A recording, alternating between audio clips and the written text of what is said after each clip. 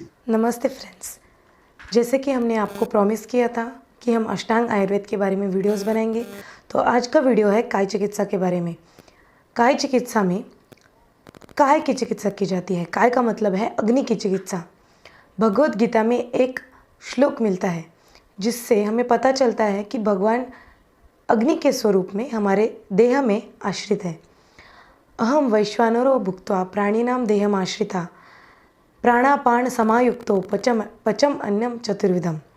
इसका मतलब आशित, खादित, पीत, लीड इन 4 प्रकारों के आहार का पाचन करने वाला हमारे शरीर में जो अग्नि है वो स्वयं वैश्वानर स्वरूप अग्नि स्वरूप भगवान ही है। ये जो हमारे शरीर में अग्नि है, जब ये समावस्था में होगा, जब ये बैलेंस में होगा, तब ये हमारे शरीर में बल, स्वास्थ्य, वर्ण, कांति, उत्साह, वृषता, ओज और आयुष्य इन सभी गुणों की वृद्धि करता है। और इसमें जब कोई विकृति आ जाती है तब इसे हमें ठीक करना होता है ताकि हमारे शरीर में किसी व्याधि की या किसी रोग की वृद्धि ना हो, कोई रोग हमें ना हो। तो ये सब हम कैसे कर सकते हैं? तो हमारे जो किचन में जो ये मसाले का डिब्बा हमारे किचन में होता है, या डेली हमारे खान पान में हम जो मसाले इस्तेमाल करते हैं, तो उनका हमारे ज़िंदगी में या हमारे देह में, हमारे शरीर में अग्नि की साम्यावस्था रखने में क्या रोल है, आइए डिटेल में जानते हैं। मैं आज आपको हमारे डेली यूज़ होने वाले 14 अलग अलग मसालों का इस्तेमाल कैसे करना है, उनका उपयोग क्या है, उनके गुणधर्म क्या है, वो जल्दी से फास्ट बताऊंगी। उससे पहले अगर मेरे एफर्ट्स आपको पसंद आ रहे हैं तो आयुर्वेदिक गर्ल इस चैनल को सब्सक्राइब कीजिए। हमारे इस वीडियो को लाइक करना मत भूलिए और अपने फ्रेंड्स और फैमिली के साथ इसे शेयर ज़रूर कीजिए ताकि उनके लाइफ में भी आयुर्वेद का उपयोग ज़रूर हो सके। तो हमारा पहला द्रव्य है सेंधव नमक। फ्रेंड्स, हम कॉमन सॉल्ट का इस्तेमाल करते हैं, लेकिन सेंधव नमक के गुण अगर आप जान जाएंगे तो आप इसे ज़रूर ही अपने किचन में इस्तेमाल करना शुरू करेंगे। सेंधव नमक के गुण में वृक्ष है, इसका मतलब शुक्र धातु को बढ़ाता है। रित्य है, हमें स्वाद में पसंद आने वाला है, हमारे हृदय के लिए भी अच्छा है। त्रिदोष नाशक है, नेत्र को हितकर है, ये इससे हमारे आँखों के लिए बहुत अच्छा माना गया है। ये अविदायी है, इसका मतलब खाने के बाद हर किसी को नहीं, लेकिन कई लोगों में जलन महसूस होती है, सीने में जलन महसूस होती है, जो एसिडिटी की भी एक निशानी है। तो उन लोगों को सेंधव नमक का इस्तेमाल करना चाहिए। और ये अग्नि दीपक है, जो अग्निमांद्य होता है उसे ये ठीक कर सकता है।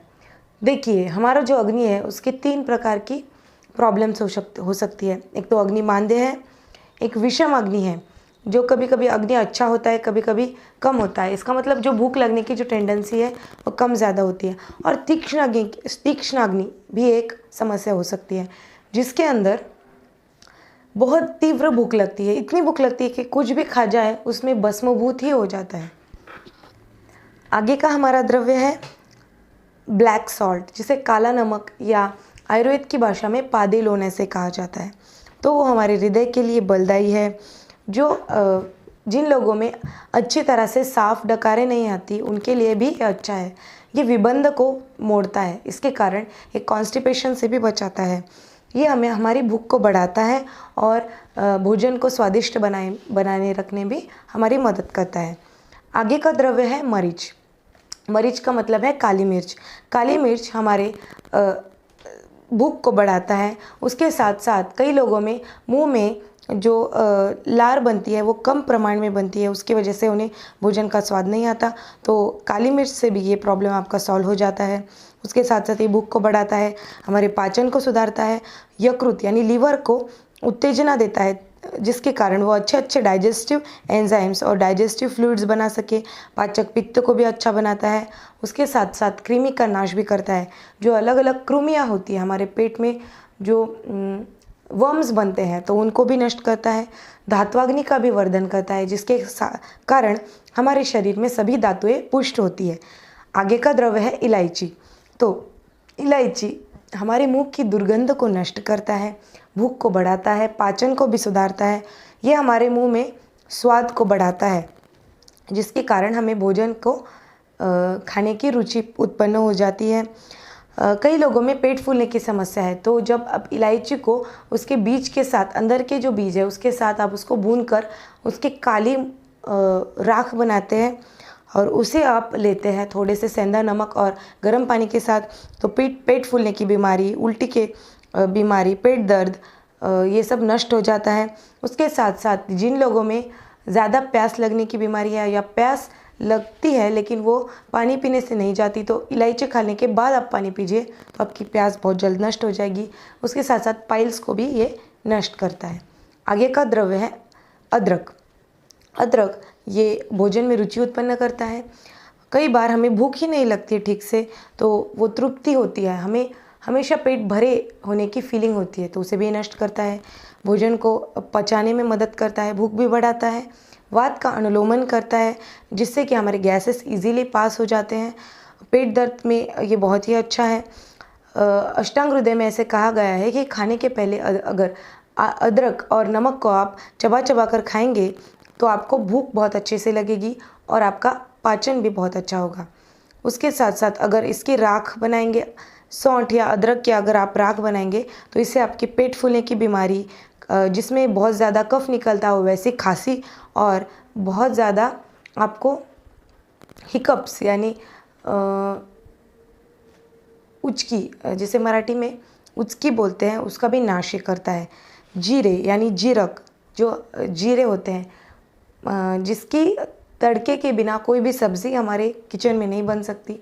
दाल को हो या किसी भी सब्ज़ी को जीरे का तड़का दिए बिना उसमें स्वाद नहीं आता। तो जीरा ये हमारे भूख को बढ़ाता है। ये संग्राही है। जब भी कभी अतिसार या लूज़ मोशंस होते हैं तो उसमें भी यह संग्राही होने का काम करता है।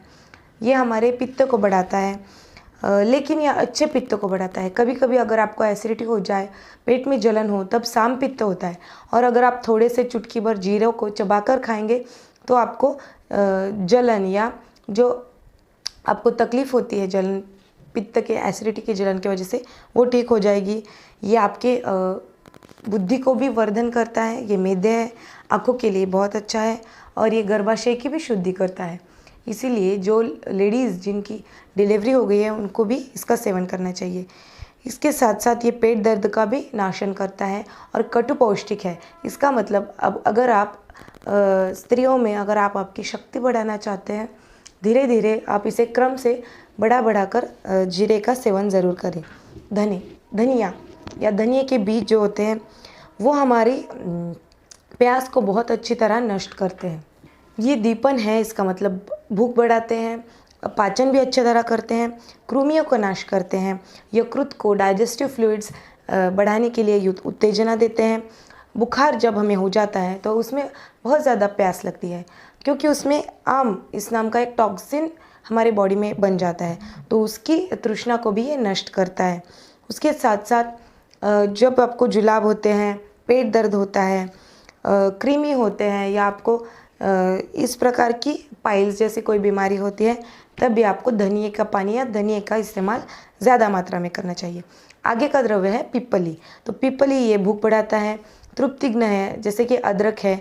और अदरक और पिप्पली ये दो ऐसे द्रव्य है कि जो तकलीफ़ ना देते हुए भी हमारे भोजन में स्वाद लाते हैं और तीखापन लाते हैं, उष्णता भी नहीं बढ़ाते हैं। ये वातानुलोमक है, बहुत अच्छा रसायन द्रव्य है, शूल प्रशामक है, पेट दर्द में आपको उसे दर्द को कम करने में मदद करता है। कोई भी दर्द हो, संधिवात या अलग अलग जॉइंट पेन जो होते हैं उसमें भी काफ़ी हेल्पफुल है। आपके मृदुरेचक है, पेट साफ करने में मदद करता है। यकृत और प्लीहा की वृद्धि का नाश करने वाला है। कृमिघ्न है, रक्त रसायन है और वृक्ष है, ये शुक्र धातु की वृद्धि करता है। आगे का द्रव्य है अजवाइन, जो हमारे किचन में बहुत इजीली उपलब्ध हो जाता है।